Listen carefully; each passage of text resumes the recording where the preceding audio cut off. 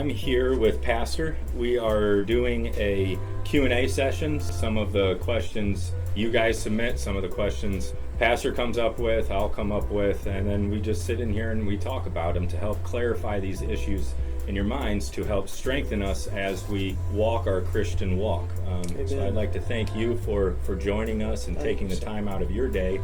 I thoroughly appreciate that. I am enjoying this immensely. I'm grateful for the opportunity. I was going to pastors asking, how did you know you were called to preach? I'm struggling with this. And this one pastor said to me, well, what's God doing in your life? Is he giving you an opportunity to preach? And at that time, I was preaching about twice a month. I'm a college student, preaching twice a month.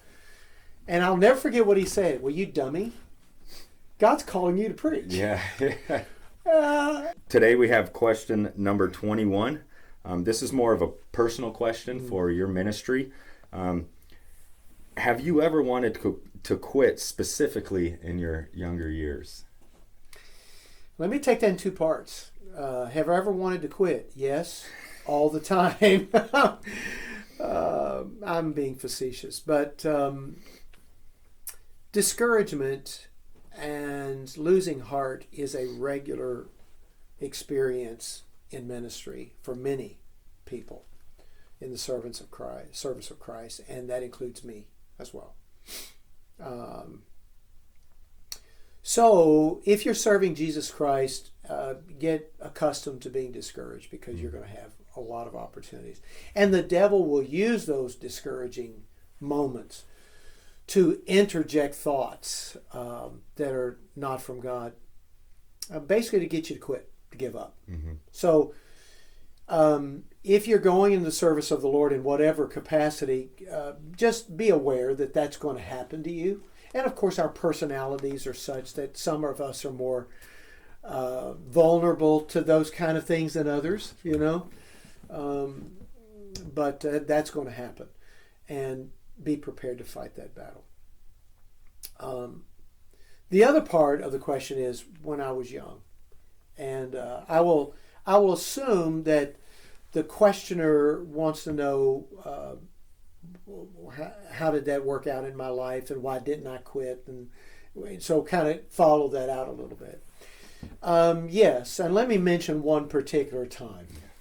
And I'll have a very specific place and a very specific year.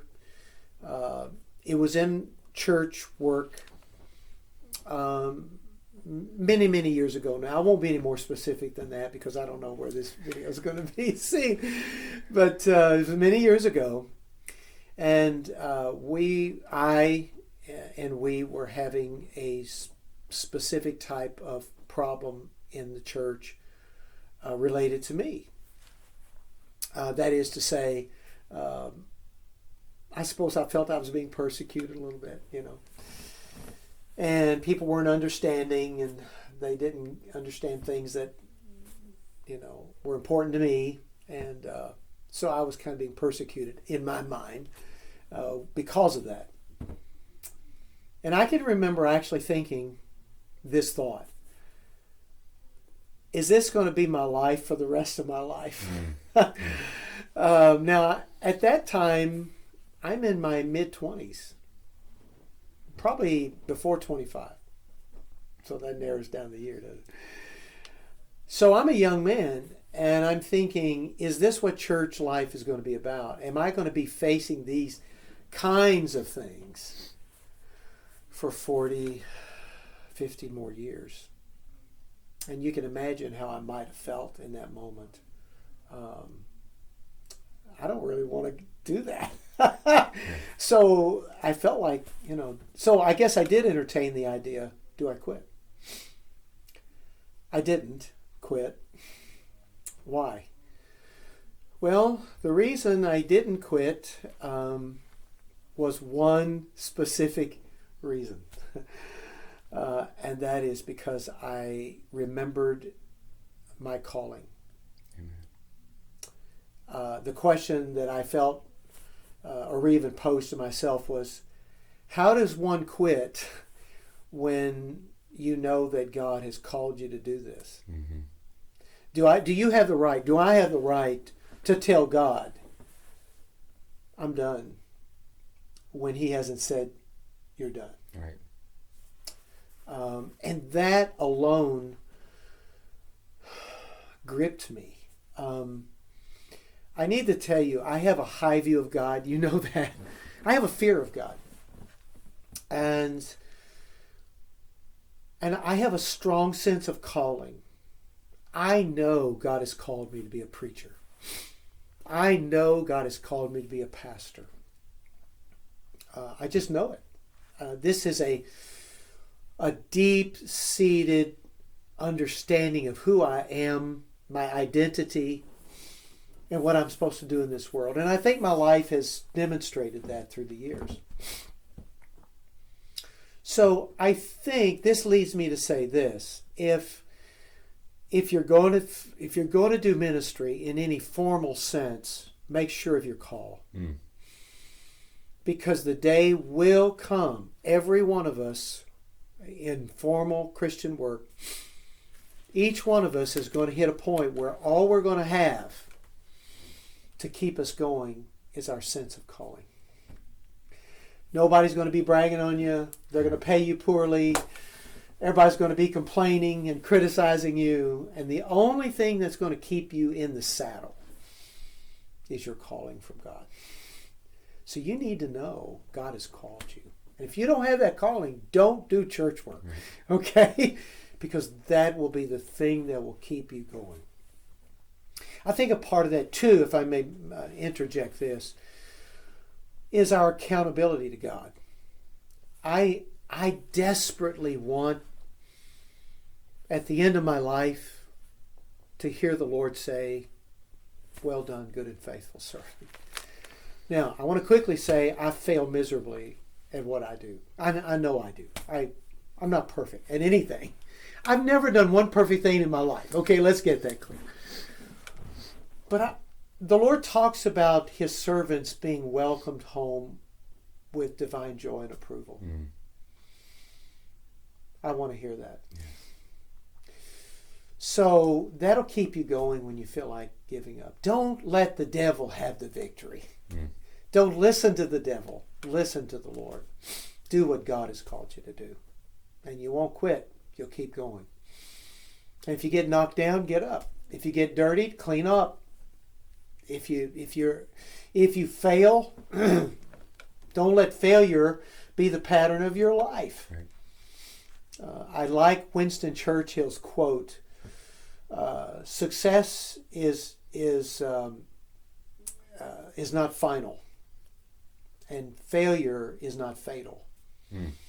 What matters is to have the courage to keep going." Yeah. Remember that.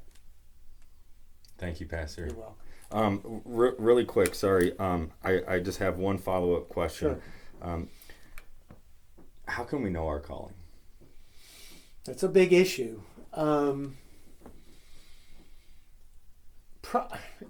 Callings can be different. Could I answer a slice of that? Yes.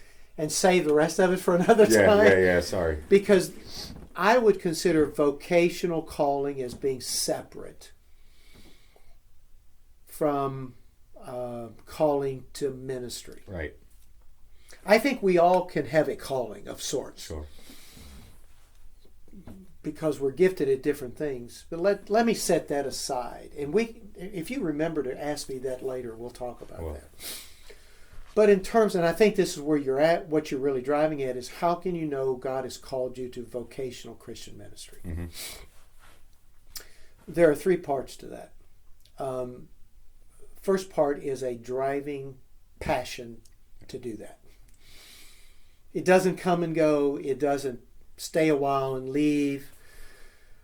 You just have this deep, ongoing, never going away drive to preach or teach or serve the Lord. Or you have that in your life with young people. I have that life to preach. I have that in my life to preach.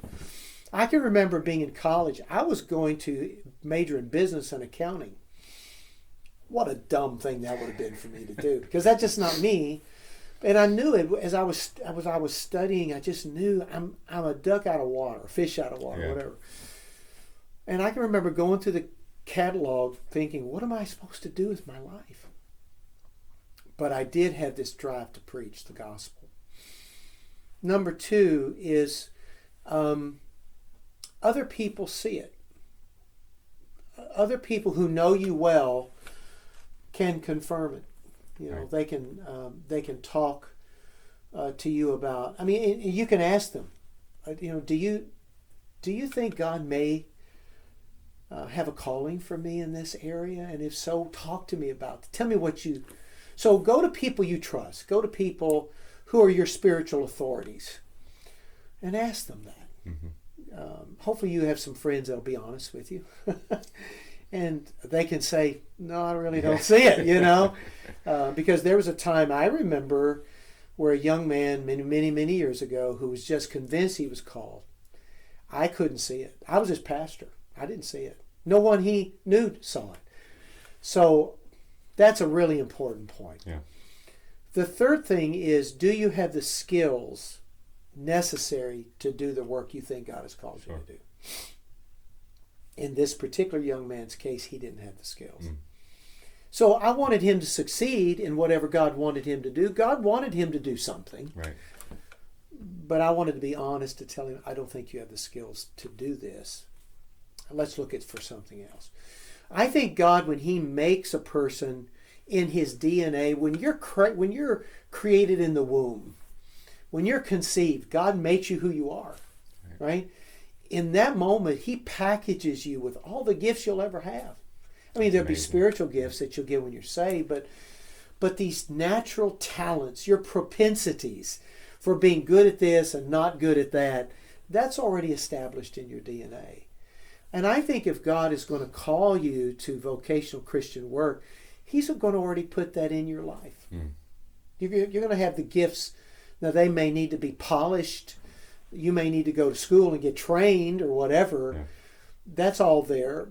But you will already have the ability. We often say in school, preacher school, that we can't make you a preacher. We can train you in the preaching skills, but if you ain't got the preach in you, we can't put it in you. Yeah. God has to do that. Right. So those three different components are vital, and I would look at those three things and follow that through. And it may be a period of time. In my case, it was a full 2 years before I came, and I mean 2 years of intentional prayer, intentional asking questions, talking to people. Can I tell you real quick as I close, the moment when I came to see the light? I was going to pastors asking, how did you know you were called to preach? I'm struggling with this. And this one pastor said to me, well, what's God doing in your life? Is he giving you an opportunity to preach? And at that time, I was preaching about twice a month. I'm a college student, preaching twice a month. And I'll never forget what he said. Well, you dummy. God's calling you to preach. Yeah. But for me at that moment, it was like, yeah, the light bulb turned on in my head. And I felt like I'm making this too hard. I need to relax and just go with the flow. Yeah. And yeah, it was right. And I knew it was right if I would let myself go. So there's a process. Be under the care of spiritual leadership to help you walk through that process and confirm it in your life. Thank you very much. You're welcome.